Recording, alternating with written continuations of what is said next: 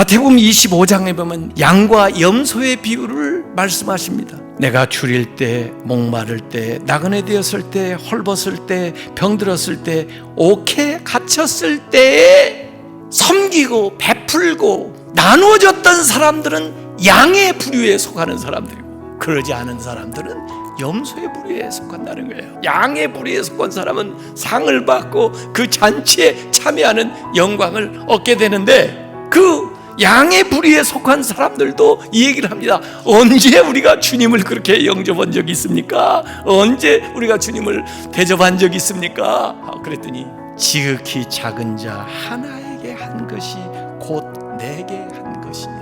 그러니까 예수님이 변장하고 나타나는데, 세상에 예수님이 저럴 리가 없지 하는 모습으로 나타난다는 겁니다. 때로는 감옥에서, 때로는 병든 자의 모습으로, 때로는 헐벗은 거린의 모습으로, 때로는 나그네로 나타난다는 거예요. 여기에는 믿음에 대한 이야기도 없고, 여기에는 영성에 대한 이야기가 없는 것 같지만은, 이 사건을 통해서 너의 믿음을 볼 수 있고 너의 영혼을 잴 수 있는 척도가 된다는 것을 예수님께서 분명히 말씀하고 있는 거예요. 반면에 어리석은 부자는 누가복음 12장에 보면은 자기를 위해서 창고를 더 크게 짓고 더 많이 쌓아놓는 것으로서 소유지향의 삶의 방식을 살아가는데, 내가 가진 모든 것은 몽땅 내 것이 되게 하겠다 하면서, 그러면서 모든 것을 자기 통제 아래 두고, 그 물질이 자기 안전을 보장할 것처럼 생각하고, 그 물질이 자기에게 행복을 가져올 줄 착각하고 살아가는 사람, 자기의 돈과 이름과 지위를 자기만을 위해서 쓰는 사람, 이런 사람들에게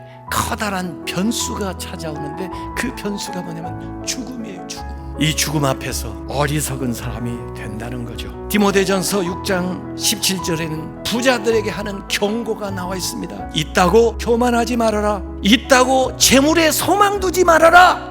오히려 모든 것을 후히 주시고 그것을 누리게 하시는 하나님께 소망을 두라. 세상의 모든 건 없어진다. 세상의 모든 것은 주인이 있다. 너희에게 주어진 삶에서 선행을 하고 선한 사업을 많이 하고 나누어 주기를 좋아하고 너그러운 자가 되라고 얘기를 하고 있어요. 이렇게 살아가는 것은 장래에 좋은 터전 반석을 세우는 것인데, 그곳에 참된 생명을 얻게 된다고 얘기를 하고 있습니다. 여러분, 우리가 드리는 기도도 하나님께 상달되지만, 우리가 옆으로 하는 기도, 우리가 하는 구제도 결국 돌아서 하나님께 상달이 돼요. 사도행전에 보니까 도르가라고 하는 여인이 죽었는데요, 사람들이 와서 베드로에게 다 얘기합니다.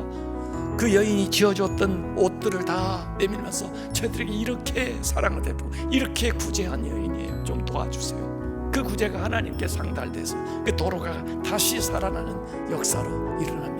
로마 백부장 고넬료가 하나님 앞에 한 기도도 상달되지만, 그의 구제도 하나님 앞에 상달되어 가지고 전혀 알지 못하던 베드로를 그 집에 보내셔가지고 말씀을 전하는데, 위에서부터 성령이 고넬료에게 임해요. 생명의 역사가 나타나게 되는 거예요. 누가복음 16장에는 옳지 않은 청지기의 비유가 나오는데요, 자기 것인 것처럼 그렇게 살다가 어느 날 주인이 그를 불러가지고 며칠 말미를 주면서 너 하는 일 더 이상 못한다 얘기하니까, 그제서야 제 정신이 돌아와가지고, 아, 이게 내 것이 아니었구나, 내가 잠시 맡았던 것이구나. 그러면서 이 사람의 삶의 태도가 그날로 바꿔지는데, 한마디로 이야기하면 남의 것 가지고 인심 쓰기입니다. 자기 것도 아닌데 주인 것 가지고 남은 시간에 다른 사람에게 인심 쓰는 거예요. 그래가지고 기름 100말 빚진 사람에게 와서 50 갚은 걸로 해, 그냥 50으로 해. 밀 100말 빚진 사람 와가지고 20 갚은 걸로 해, 80으로 해.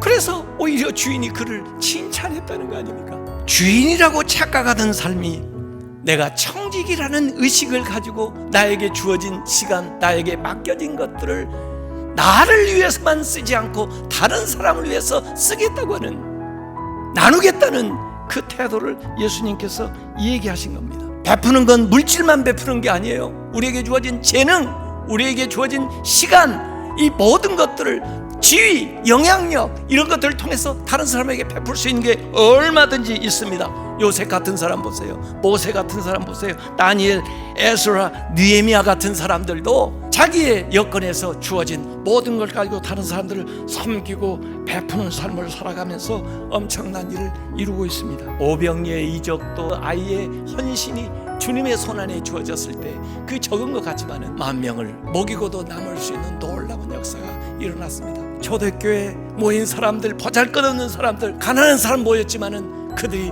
헌신하고 나올 때 모든 사람들이 부족한 것이 없는 그런 놀라운 기적이 일어났습니다. 세상에 물질이 없는 게 아닙니다. 세상의 사람들이 서로 나누고 베푸는 삶을 우리부터 살아간다면 우리에게 주어진 것으로도 얼마든지 더불어 함께 살아가면서 하나님이 주시는 신령한 복과 은혜를 받게 될 줄로 믿습니다. 여러분의 삶, 베푸는 삶을 사시길 주님의 이름으로 축원합니다.